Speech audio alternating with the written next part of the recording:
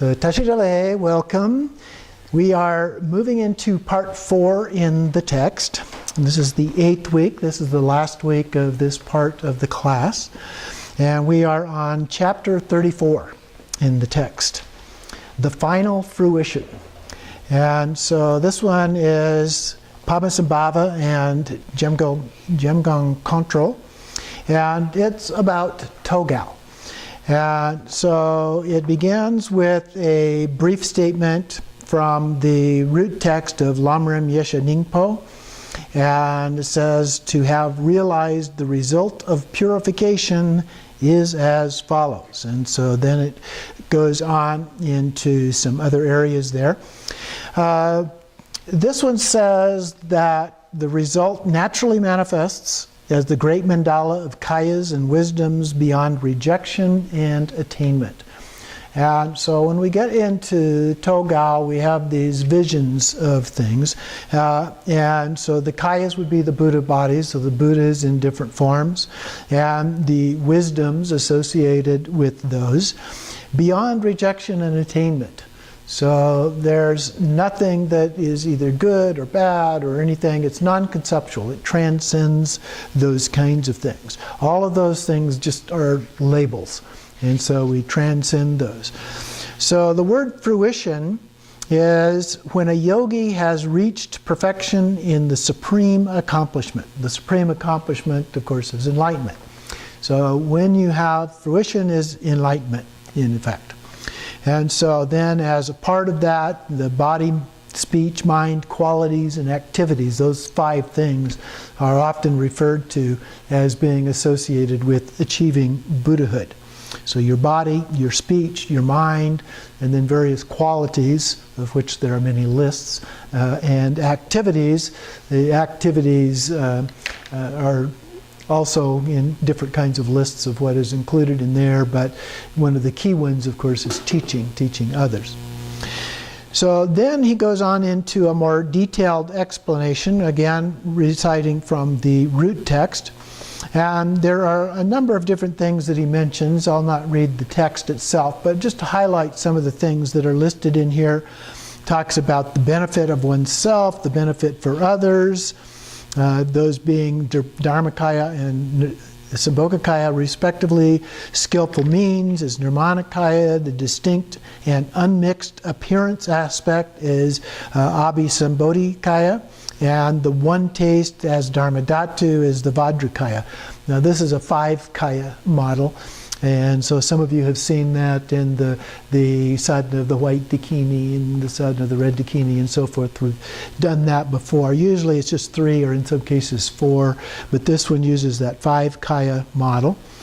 And so having attained the 5 kayas, there are 5 kinds of speech. And so he goes through the meanings of each of those. The pure and ineffable is the ultimate speech of Dharmakaya. The bodily form is the symbolic speech of Sambhogakaya. The voice of Brahma is the verbal speech of Nirmanakaya.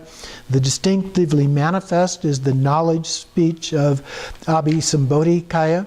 And emptiness is the wisdom speech of Vajrakaya.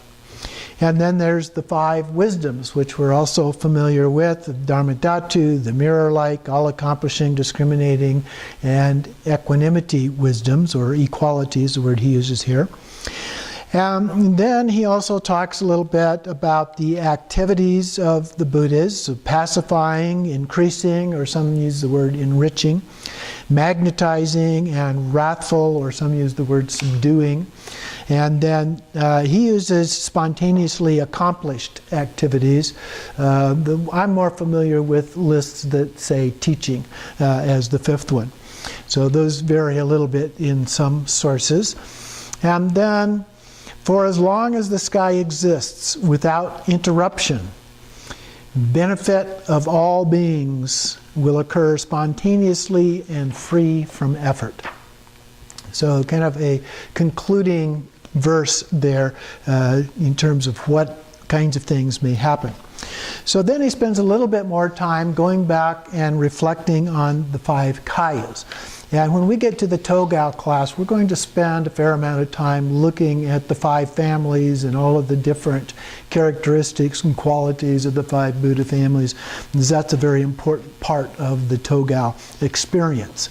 And so he starts here with the 5 kayas, beginning with Dharmakaya as the essence, and realization represents basic space, or sometimes characterized as basic space. Sambhogakaya is the nature, and talks about great compassion, appearance, emptiness. And Nirmanakaya is the capacity, with skillful means and various apparitions which appear. Then the Abhisambodhikaya is the manifest aspect. And finally, the unchanging Vajrakaya is the empty quality, indivisible, one taste of the 3 kayas. Now, sometimes that phrase is used with in a 4 kaya model, it's used as Swabhavakaya or Swabhavakaya. Sometimes they leave a syllable out of that. So again, those phrases sometimes are slightly different. Then he talks about the 5 types of speech. And so again, going through in terms of the kayas. For Dharmakaya speech, it's the ultimate non-arising, utterly pure wisdom of Dharmata beyond word and description, the basis of thought and expression. So one of the things that we get into this is that the Buddhas don't have to talk in order to manifest speech. Okay?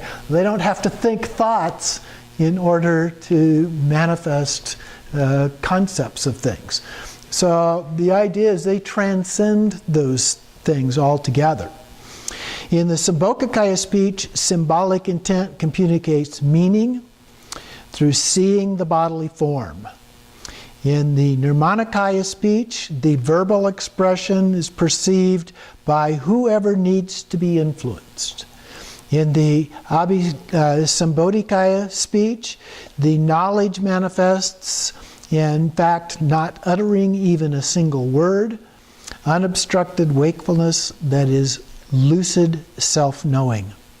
And then the Vajrakaya speech is wakefulness that communicates meaning free of the 2 extremes, non-duality of audible emptiness.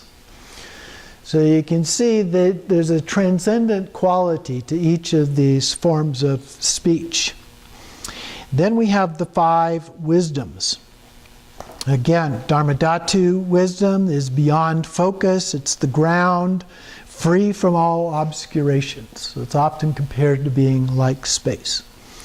The mirror-like wisdom is lucid and non-conceptual, the basis for the remaining 3 to appear. The all-accomplishing wisdom is the transformation of the 5 sense doors that is unobstructed for the benefit of beings. And then discriminating wisdom is transformation that perceives all knowledgeable objects and phenomena clearly and distinctly. And then finally we have the wisdom of equanimity or equality that transcends accepting good and rejecting bad. So then he does a short recap of these, and says, among these, Dharmadhatu wisdom of emptiness is the non-conceptual mind of Dharmakaya. The wisdom of equality is the Sambhogakaya mind of great sameness. The all-accomplishing wisdom is the Nirmanakaya mind that liberates beings. The mirror-like wisdom is the Abhisambodhi mind that clearly perceives everything. The discriminating wisdom is the indivisible Vajra mind. So that's kind of packed there with meaning. It takes a little bit to reflect on each of those things and think about what's being referred to there. And then he talks about the 5 qualities. Here he's talking about the realm of total purity, the celestial palace beyond dimensions, clear and pure rays of light, the exalted throne, the ornaments of enjoyment, and so forth. So this represents the symbolism of the palace aspect when we do this in the form of normal Tantra yoga. So here we have those five. So in more detail, he goes into each of these. So in the Dharmakaya realm is basic space, utterly pure. The Sambhogakaya realm is the self-manifest, spontaneously present. The Nirmanakaya realm is the threefold world systems, so the manifest version of these. The palace itself is in the case of Dharmakaya, is transcending constructs. The Sambhogakaya, spontaneously present displays. And Nirmanakaya, the nature of precious wisdom.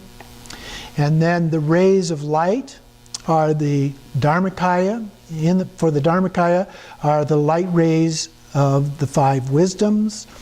For Sambhogakaya, the blaze of five colors. And Nirmanakaya, the light rays shining from each pore of the body. This kind of luminous quality. Then the throne is Dharmakaya, the unified view. The Sambhogakaya is unified knowledge, and the Nirmanakaya is unified compassion. And what unified means there is that each of them are the same. It doesn't mean there's just one, but each of them. Your Dharmakaya is exactly the same as my Dharmakaya. It doesn't mean that there's some holistic Dharmakaya that we all tap into. Okay. The ornaments are for Dharmakaya purely non-arising, but labeled as being ornaments. The Sambhogakaya, the major and minor marks that are natural radiance.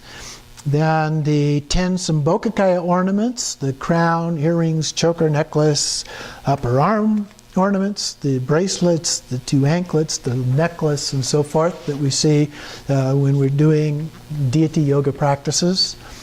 The Nirmanakaya ornaments are the 32 major marks and 80 minor marks of a Buddha. And then finally he has the 5 activities. Pacifying is the emotional thought states, illness, evil influences, other kinds of obscurations, and so forth. Increases the lifespan and merit, splendor and wealth. Self-knowing wakefulness is also part of that. And then magnetizing has control of all phenomena of samsara and nirvana. The subjugating is done through wrathful compassion of enemies, obstructors, and misguiders. And finally, the spontaneously accomplished activity is beyond partiality and bias, the natural state just exactly as it is. So I find that it's helpful sometimes to think of these in pairings. And so pacifying is kind of like a peaceful version of subjugating. Subjugating, kind of a wrathful version of pacifying. And similarly, increasing is kind of like a peaceful version of magnetizing, and magnetizing is kind of like a wrathful version of increasing. So they do have kind of a relationship, and the spontaneously accomplished kind of transcends all of those. Because remember, these two are just labels that we're putting on these things. So they're designed to help us get an understanding, but in order to really experience that, you have to transcend that and just abide in it itself as it is. No concepts. So that is the first of these chapters.